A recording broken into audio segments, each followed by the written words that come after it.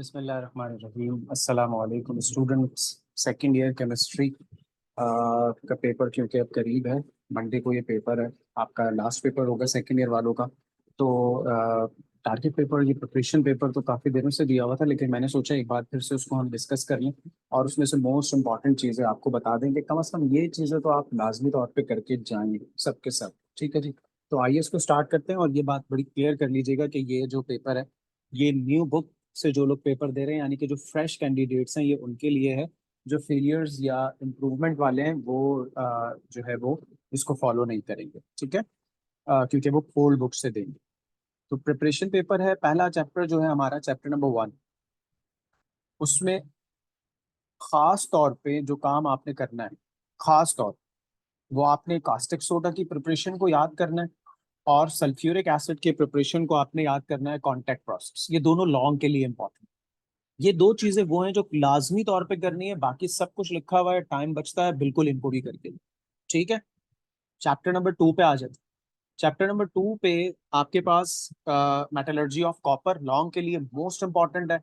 बाकी जो IUPAC naming of complexes है, शॉर्ट के लिए इंपॉर्टेंट है।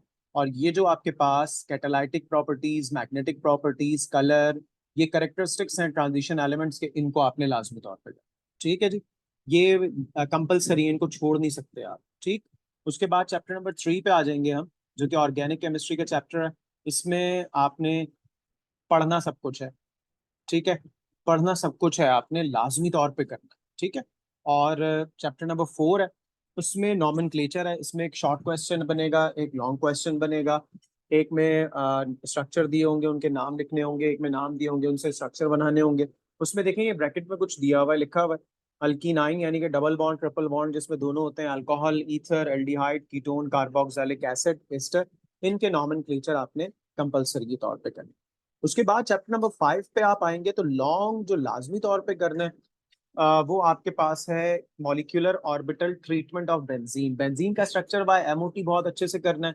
ओरिएंटेशन इन बेंजीन बहुत अच्छे से करना है। आइसोमेरिज्म का टॉपिक कंप्लीट करना है आपने अच्छे से। और जो स्ट्रक्चर है इथीन का या एसिड और या एसिटाइलिन का, इन दोनों में से किसी एक के स्ट्रक्चर को बहुत अच्छे से करना है। फिर कह रहा हूँ, बाकी सब भी लिखा हुआ है फॉर प्रिपरेशन, लेकिन जो मैं बता रहा हूँ आपको वर्बली, ये लाजमी तौर पे करना है। 6 चैप्टर पूरा कर लें, छोटा सा है, बहुत इंपॉर्टेंट है। इसमें SN1 SN2, जिसको न्यूक्लियोफिलिक सब्स्टिट्यूशन कहते हैं, E1 E2 एलिमिनेशन रिएक्शन, इनमें से कोई सा भी मैकेनिज्म आ सकता है। खास तौर पे इनको करना है लॉन्ग के लिए। बाकी ग्रिग्नार्ड रीजन के रिएक्शंस शॉर्ट के लिए। चैप्टर नंबर 7 है, इसमें सिर्फ और सिर्फ इक्वेशंस हैं, वो सारी यहाँ मेंशन है, उनको अच्छे से देख लो। 8 सिर्फ इक्वेशंस हैं, मेंशन है। 9 सिर्फ इक्वेशंस हैं, मेंशन है, उन्हें अच्छे से देख लो। ठीक है। चैप्टर नंबर 10 पे आओ तो प्रोटीन या कार्बोहाइड्रेट, इन दोनों में से किसी एक की क्लासिफिकेशन और इंपॉर्टेंस या बायोलॉजिकल इंपॉर्टेंस, ये बहुत इंपॉर्टेंट है। बाकी जो डेफिनेशंस हैं, ज़्वेटर आयन, सैपोनिफिकेशन, पेप्टाइड लिंकेज वगैरह, इसको अच्छे से देख लीजिएगा। चैप्टर नंबर 11 जो है, उसमें आपके पास जो इंडस्ट्रीज हैं, उसमें मेरे ख्याल में जो सिंथेटिक पॉलीमर्स हैं, जिसमें PVC, नायलॉन 66, इनकी प्रिपरेशन वगैरह को अच्छे से देखें। बाकी ड्रग्स हैं, एडहेसिव्स हैं, उनको तफसील से देखिए और उनकी कॉमन एग्जाम्पल। साथ साथ मेरे ख्याल में आप जो क्या कहते हैं उसको, पेस्टिसाइड्स हैं, उनको भी अच्छे से देख लें, वो उसमें मैंने मेंशन नहीं किया हुआ। चैप्टर नंबर 12 में आपने ग्रीन केमिस्ट्री, उसके रूल्स, स्ट्रेटोस्फेयर और ओजोन की डिप्लेशन का मैकेनिज्म, इसके साथ साथ water pollution, green house effect, इसके शॉर्ट नोट को देखना है। ये कर लें, आपका पेपर आराम से बहुत अच्छे मार्क्स के साथ निकल जाएगा। ठीक है जी। आखिर में डिस्टिंग्विश टेस्ट कुछ बताए हुए, इनको देख लीजिएगा। तो सब कुछ इसमें दिया हुआ है, जो आपने खास तौर पे करना है वो सब इसमें लिखा हुआ है। लेकिन जो मैंने वर्बली अभी आपको चीजें बताई हैं, ये वो चीजें हैं कि कम से कम भाई इनको तो करके जाना ही है आपने। और आपके पास जो प्री मेडिकल वाले हैं, उनका पेपर है कल। उसके बाद उनके पास फ्राइडे सैटरडे संडे 3 दिन है। इंजीनियरिंग वालों के पास तो एक लंबा गैप है चला आ रहा है, उसमें उन्होंने अपनी अच्छी खासी प्रिपरेशन कर ली होगी। तो इन दिनों में भी अगर आपने तैयारी कर ली है तो आप पास हो जाएंगे, आपके मार्क्स भी आ जाएंगे। लेकिन अगर आप इन दिनों को भी यूज नहीं कर रहे, इनको भी जाया कर रहे हैं, तो ये बहुत ही बड़ा बेवकूफ़ी का आपने काम किया है, अपने साथ जुल्म किया आपने। तो बेटे इन चीज़ों को फॉलो करें, ख्याल रखिए अपना।